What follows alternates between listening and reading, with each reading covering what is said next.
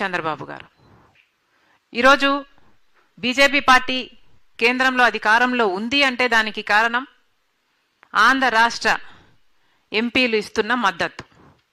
అంటే తెలుగుదేశం పార్టీ అయితేనేమి, జనసేన అయితేనేమి, అన్అఫీషియల్గా వైసీపీ అయితేనేమి, ఇలా అందరూ బీజేపీని ఎత్తి పట్టుకున్నారు. ఈరోజు బీజేపీ పార్టీ అధికారంలో ఉంది అంటే దానికి కారణం ఆంధ్రప్రదేశ్లో ఎన్నికైన ఈ ఎంపీలే. ఆఖరికి మొన్న రాజ్యసభలో కూడా చూసాం, ఆర్ఎస్ఎస్ క్యాండిడేట్ ఎన్నికయ్యాడు అంటే దానికి కారణం కూడా ఆంధ్ర రాష్ట్ర ఎంపీలందరూ. అంటే కలిసికట్టుగా ఉన్నారు వీళ్ళందరూ. బీజేపీని ఎత్తి పట్టుకునే విషయంలో, బీజేపీకి మద్దతు ఇచ్చే విషయంలో ఆంధ్ర రాష్ట్రానికి చెందిన 25 మంది లోక్సభ ఎంపీలు, 11 మంది రాజ్యసభ ఎంపీలు, ఇర్రెస్పెక్టివ్ ఆఫ్ పార్టీస్ అందరూ బీజేపీతో కూటమే కట్టారు. ఇది వాస్తవం. కానీ స్వార్థ రాజకీయాల కోసం కూటమి కడుతున్నారు. కానీ ఎందుకు విశాఖపట్నం స్టీల్ కోసం ఐక్యమత్యంగా ఎందుకు నిలబడటం లేదు? ప్రత్యేక హోదా కోసం ఐక్యమత్యంగా ఎందుకు నిలబడటం లేదు? పోలవరం ఎత్తు తగ్గిస్తున్నామని ఫ్లోర్ ఆఫ్ ద హౌస్లో చెప్తే ఒక్క ఆంధ్ర రాష్ట్రానికి చెందిన ఒక్క ఎంపీ కూడా మాట్లాడలేదు. ఎందుకని? ఈ ఎంపీలంతా నిలబడితేనే ఏదైనా సాధించుకోగలం. ప్రజాస్వామ్యంలో చట్టసభలకి ఒక విలువ ఉంది. ఉన్న నాయకులకు చట్టసభలకు వెళ్ళడమే మానేస్తే ఇక చట్టసభలకు వాళ్ళకి ఎన్నికై ఏమి లాభం ఉంది? చట్టసభలకు వెళ్ళాలి, ఫ్లోర్ ఆఫ్ ద హౌస్లో కొట్లాడాలి, మన రాష్ట్రానికి రావాల్సిన మేలును సాధించుకోవాలి. ఈరోజు విశాఖపట్నం స్టీల్కు సంబంధించి ఇందాక అన్నగారు చెప్పినట్టు ఆ భూముల విలువ దాదాపు 20,000 ఎకరాల భూమి ఉంది.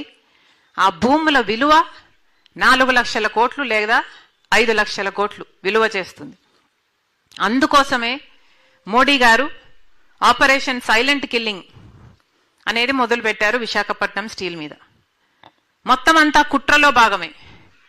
ఒక్కొక్క విషయంలోనూ విశాఖపట్నం స్టీల్కు సంబంధించి రా మెటీరియల్ అయితేనేమి, క్యాప్టివ్ మైన్స్ ఇవ్వకపోవడం అయితేనేమి, ట్రాన్స్పోర్ట్ లాజిస్టిక్స్ అయితేనేమి, ఎన్ఎండిసి అయనోర్ అయినా సరే, బొగ్గైనా సరే, ఎలక్ట్రిసిటీ అయినా సరే, గంగవరం పోర్ట్ ఇచ్చేయడం అయినా సరే, ఇలా అన్ని విషయాలలో ఉన్న ప్రభుత్వాలన్నీ కుట్రతో విశాఖపట్నం స్టీల్ని ఈరోజు ఈ స్థాయికి తీసుకొచ్చాయి. కొన ఊపిరితో ఉంది.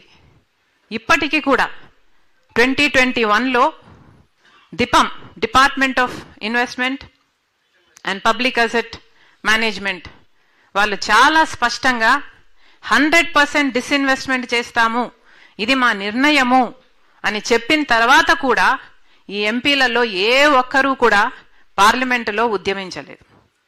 మొన్న ఈ సంవత్సరము కూడా ఆ డిసిషన్ నిలబడుతుంది, ఆ డిసిషన్లో ఏ మార్పు లేదు అని ఫ్లోర్ ఆఫ్ ద హౌస్లో చెప్పినా కూడా ఏ చలనము లేదు.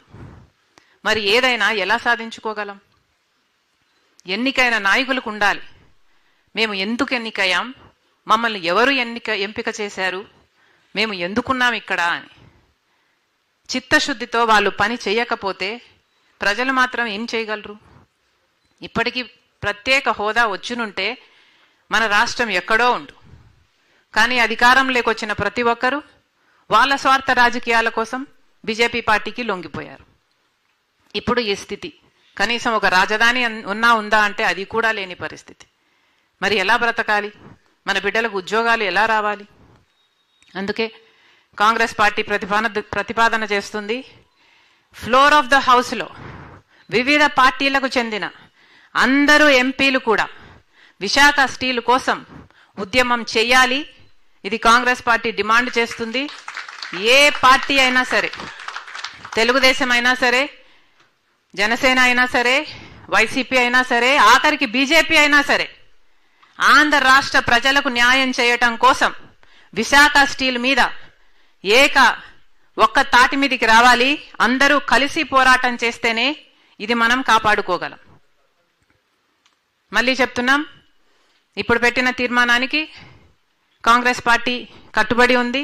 మీరు ఏ తీర్మానం చేసినా విశాఖపట్నం స్టీలు కాపాడుకునే విషయంలో కాంగ్రెస్ పార్టీ మీతో కలిసి నడుస్తుంది. అసలు ఈ విశాఖ స్టీల్ను నిర్మించిందే కాంగ్రెస్ పార్టీ. ఇందిరాగాంధీ గారైతేనేమి, రాజీవ్ గాంధీ గారైతేనేమి, ఆ తర్వాత జాతికి అంకితం చేసిన పివి నరసింహారావు గారైతేనేమి, లేక రాజశేఖర రెడ్డి గారైతే